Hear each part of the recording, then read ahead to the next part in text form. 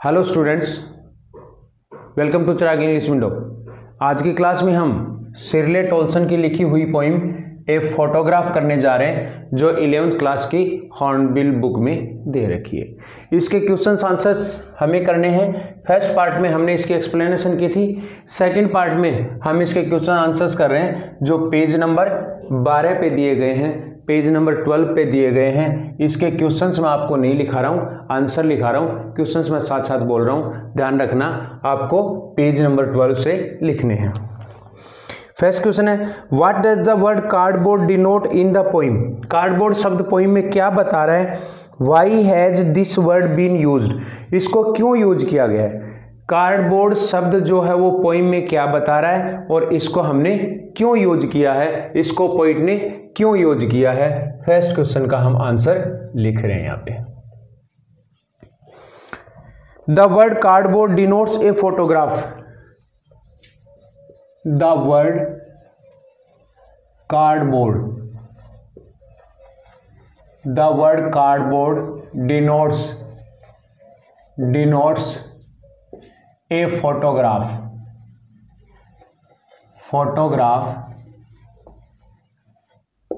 on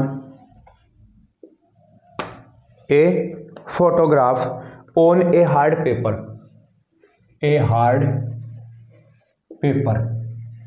hard paper पे एक photograph denote कर रहा है, बता रहा है। It has been use to show, it has been used to show, it has been used to show that life is temporary, that life is temporary,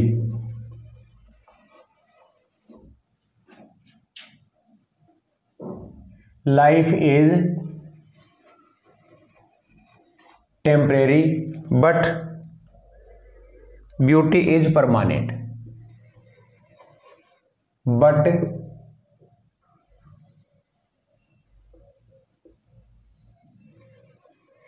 beauty is permanent।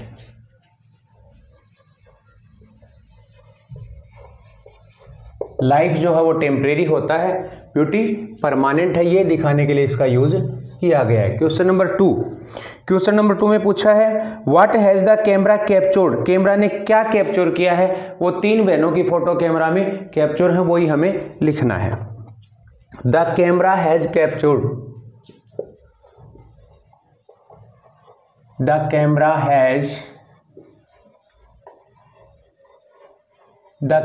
Has captured happy moments of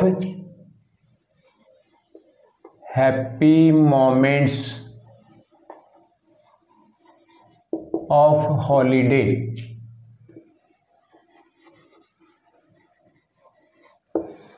happy moment of holiday of three girls।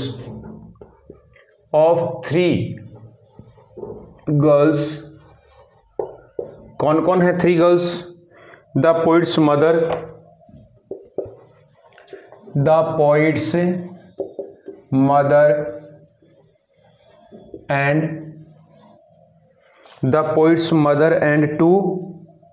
and her two cousins।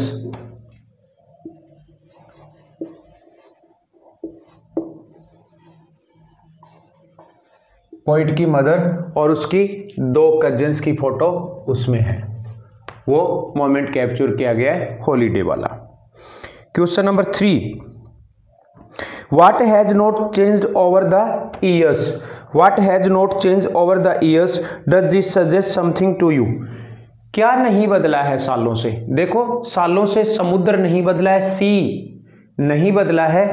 ये यहाँ पे क्या सुझाव देता है कि समुद्र सुंदरता जो है वो परमानेंट है, लेकिन लाइफ जो है वो टेम्परेरी है, क्षणिक है, पल भर का है, मोमेंट्री है, वो इसमें बताया गया, लिखना है हमें। The sea has not changed, the sea has not changed, the sea has not changed over the years, The sea has not changed over the years. It suggests that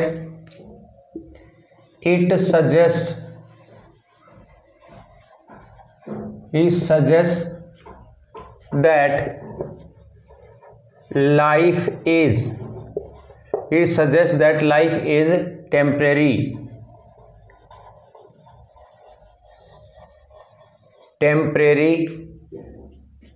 But beauty is permanent.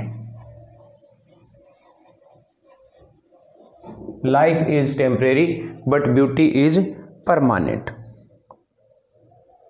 Next question है question number 4. क्या लिखा है इसमें? The poet's mother laughed at the snapshot. Poet की mother हंसा करती थी snapshot की ओर. What did this laugh indicate. यह हंसना क्या संकेत करता है, क्या बताता है? देखो आंसर लिखो. This laugh indicated her Joy. This laugh indicated her joy. This laugh indicated her joy of past happy moments. Past happy moments. Past के हैप्पी मोमेंट्स के बारे में इशारा करता है. When she was young, full stop नहीं है यहाँ पे.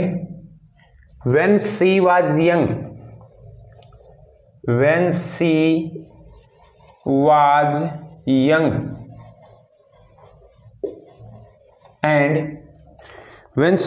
young and free from the tension of life.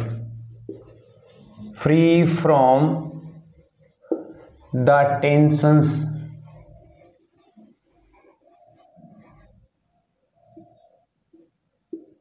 of life. ये हमने 4 क्वेश्चंस के आंसर यहां पे लिख लिए हैं. अब next question number 5.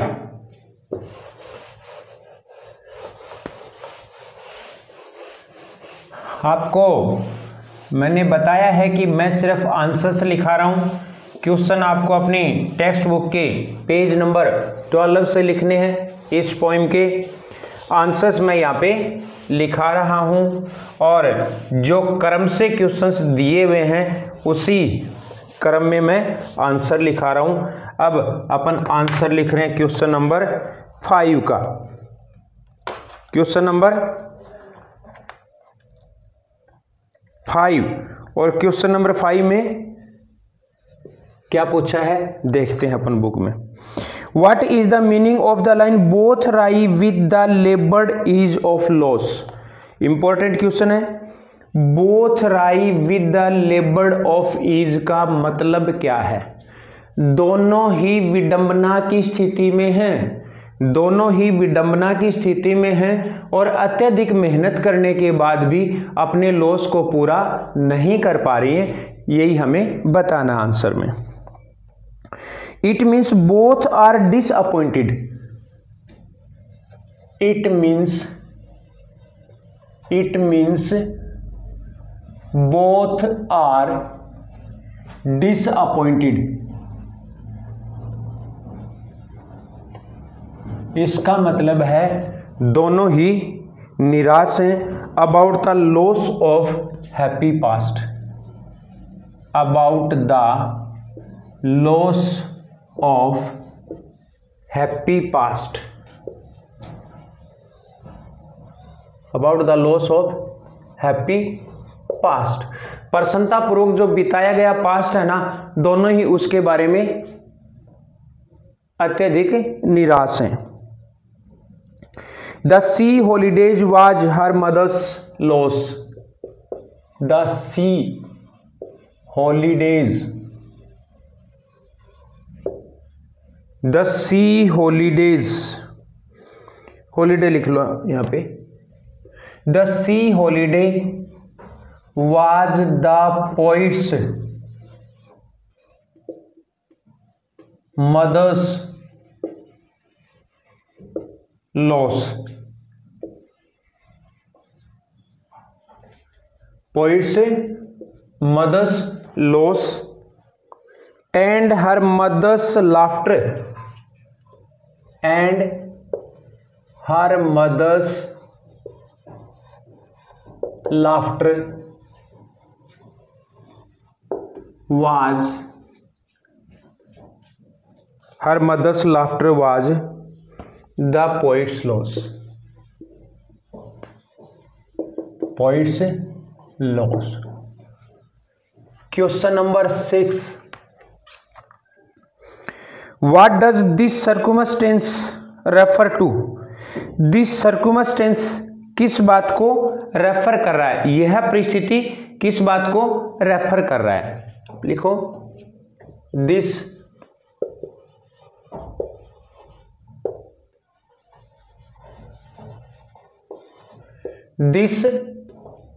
circumstance here refers to the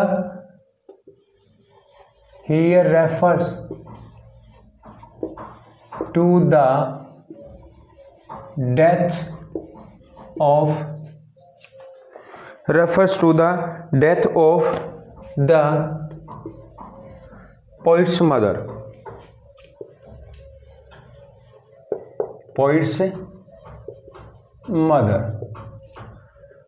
Question number 7, last question. Question number 7. The three stanza depict three different phases. तीन स्टेंजा तीन भिन्न भिन्न चरण बताते हैं, तीन भिन्न भिन्न चरण बताए हैं। व्हाट आर दे, वे कौन से हैं? तीन स्टेंजा हैं और तीनों ने भिन्न भिन्न फेज बताए हैं, भिन्न भिन्न चरण बताए हैं। वे तीनों चरण कौन से हैं? तो अपन आंसर में लिखेंगे दे आर। वे तीन चरण कौन कौन से हैं? They are. नंबर 1 लिखेंगे first stanza. Number 1, the period before the birth of the poet. The period before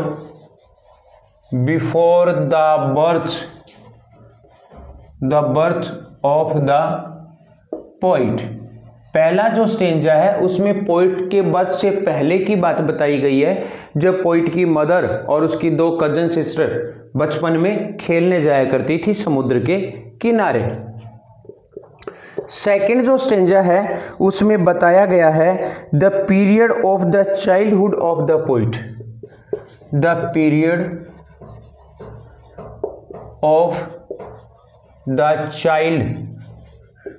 childhood of the poet. Poet के बचपन का पीरियड बताया गया है दूसरे स्टेंजा में, और थर्ड स्टेंजा में, तीसरे स्टेंजा में क्या बताया गया है? उसकी युवावस्था और मदर की डेथ। The period